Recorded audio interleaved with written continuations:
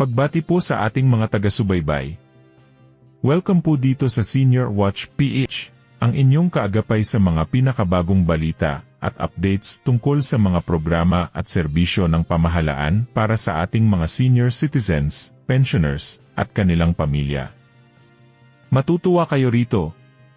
Isinusulong ni Ezices Jais Ayes Pensionado Party List Representative Rolando Macaset ang House Bill 7009 na layong itaas sa 100% ang survivorship pension ng mga naiwang asawa ng Jais Ayes pensioners.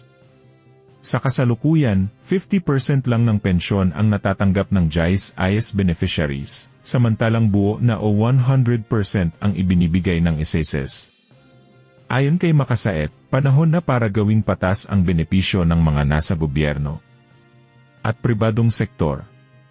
Layunin ng panukala na tulungan ang mga naiwang pamilya, lalo na sa gitna ng mataas na presyo ng bilihin, at matiyak ang tuloy-tuloy na proteksyong pinansyal.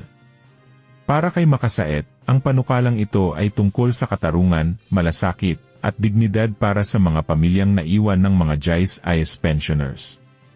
Maraming salamat po sa inyong panonood at pakikinig. Muli, ito ang Senior Watch PH, naghahatid ng makabuluhang balita at totoong impormasyon para sa bawat senior citizen at kanilang pamilya. To God be the glory.